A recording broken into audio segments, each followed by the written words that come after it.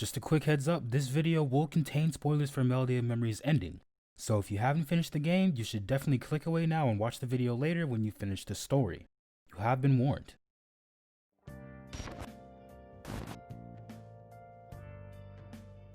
So with Melody of Memory out and released, we have mostly everything we need to start on the road to Kingdom Hearts 4, and sort of continue build upon the threads that were introduced in Kingdom Hearts 3 and Kingdom Hearts 3 Remind. Now, Melody of Memory didn't have a lot of story content, or not as much as we had hoped for, but it still did a pretty good job of setting up for the next couple of games.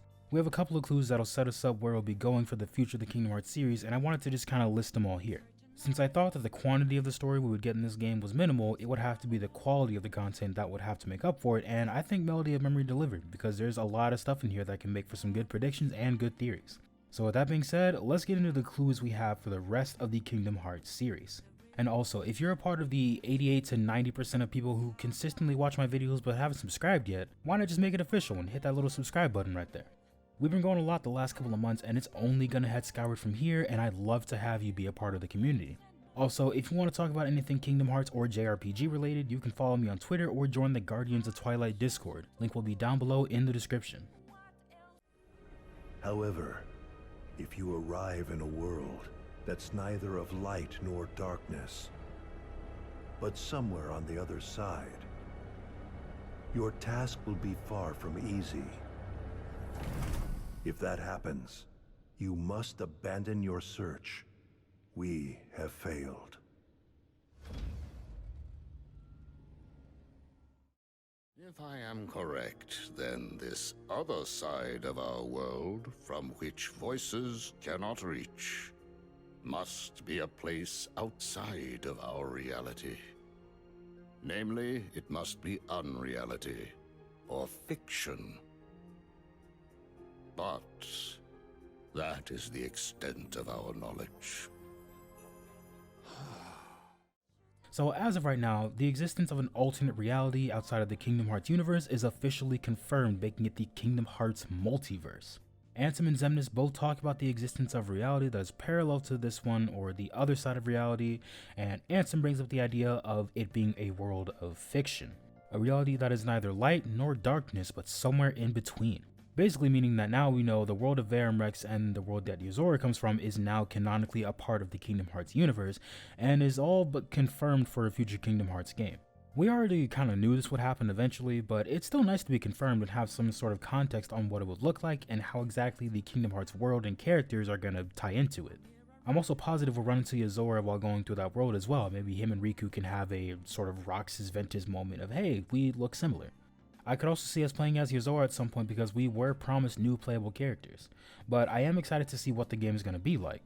But what's interesting about that is talking about it as a world that's between light and darkness.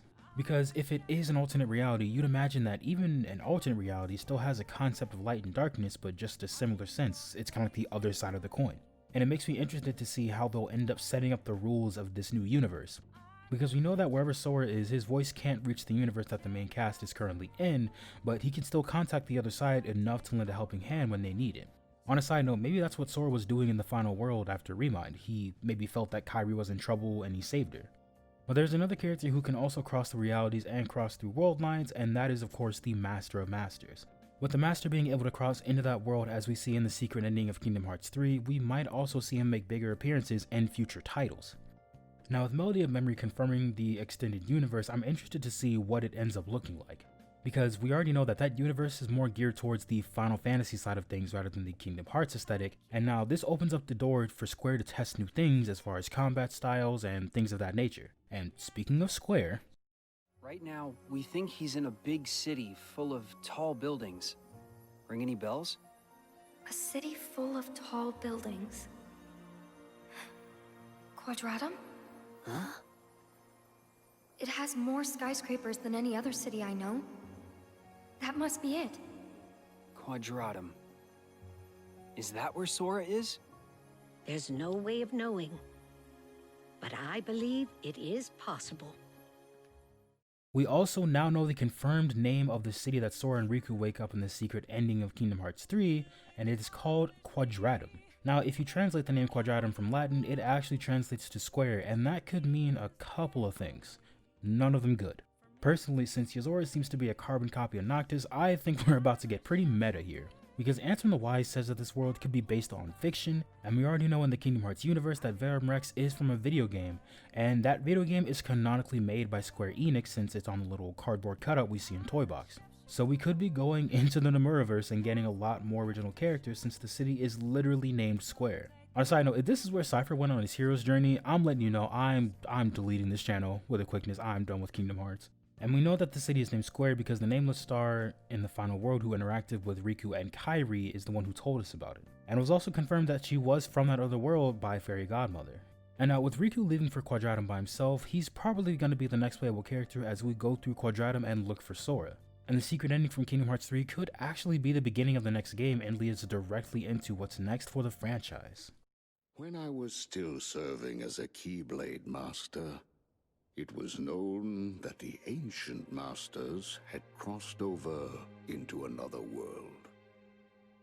I surmised that Xehanort looked more deeply into that world. The ancient Keyblade Masters. For now, we must reach out to those.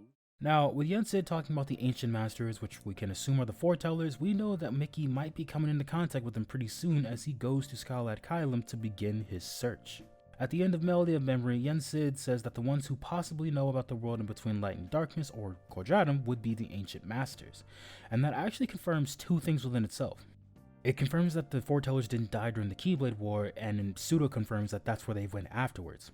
And when Luxu summons them back, they ended up crossing over through realities to get to the Keyblade Graveyard to reunite with their colleague. In the next couple of games, we'll likely see Mickey learn more about where they went after the Keyblade War, and how much the Foretellers know about this new world, and how it's connected to the world we know of now. If they can cross over between timelines, they'll likely be a huge part in helping to find Sora by just having that power and our heroes finding out more about it.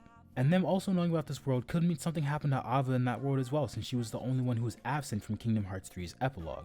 So with Mickey heading to Skylat Kylum, we'll likely find out a lot more about that world and what the Foretellers actually know.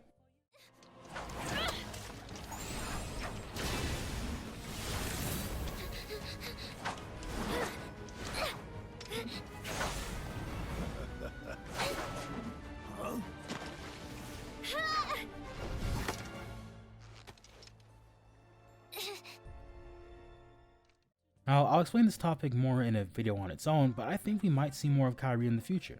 And I know a lot of people were disappointed that she got beaten by Xehanort in her own game, but personally, I thought Melody of Memory was a good step in the right direction for Kairi as a character. From Kingdom Hearts 1 to now, we've seen Kairi go from being the damsel in distress and being left behind, to fighting on the front lines and going toe to toe with the series' main antagonist. We also got to see her get angry and have a part in one of the better fighting cutscenes of the game. She ended up losing, but I think the fact that she put up a fight against, again, the main antagonist, shown that she's come a long way and can only get better from here. And honestly, that's while being trained by Yen Sid and Merlin.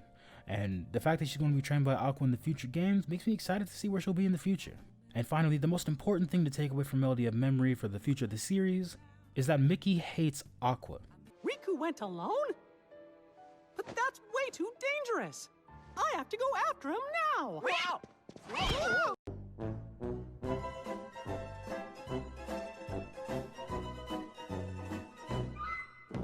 So that's what we can see for the future of the series, but I want to know what you guys think. Where do you think the series is headed? Let me know down below in the comments or in the Discord server. Also, make sure you leave a like if you enjoyed the content, share the video with a friend, and subscribe to support the channel, especially do those last two. But that's all for today. My name is Moosewayne1, and I will talk to you guys next time. Peace out.